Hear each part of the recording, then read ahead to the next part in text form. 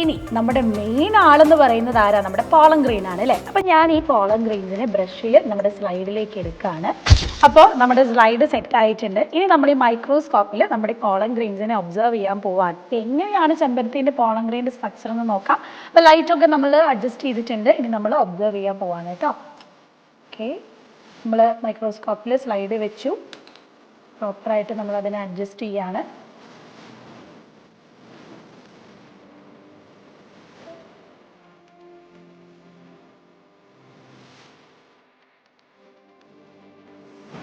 അപ്പോൾ ഇതിൽ കണ്ടതുപോലെ പോളൻ ഗ്രെയിനിലെ എക്സൈൻ റീജിയനും ഉണ്ട്, ഇൻഡൈൻ റീജിയനും ഉണ്ട്. ഇപ്പോൾ സ്പോറോപോളിൻ എന്ന് പറയുന്ന ഹാർഡസ്റ്റ് മെറ്റീരിയൽ വെച്ചിട്ടാണ് എക്സൈൻ ഉണ്ടാക്കിയിരിക്കുന്നത്, നമ്മൾ പഠിച്ചിട്ടുണ്ട്. അപ്പോൾ ഈ ഒരു പാറ്റേൺ, ആ കാണുന്ന എക്സ്റ്റേണൽ ആയിട്ടുള്ള പാറ്റേൺ ഒക്കെ ഈ സ്പോറോപോളിൻ വെച്ച് ഉണ്ടാക്കിയതാണ്.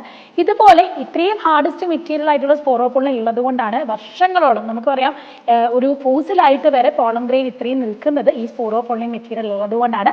സോ എക്സൈൻ റീജിയൻ ഒക്കെ നിങ്ങൾക്ക് നല്ല രീതിയിൽ കാണാൻ പറ്റിയിട്ടുണ്ടാകും. ഇതുപോലത്തെ കൂടുതൽ ഇൻഫർമേറ്റീവ് ബയോ ലാബ് എക്സ്പീരിയൻസ് ഒക്കെ ആയിട്ട് വീണ്ടും വരാം.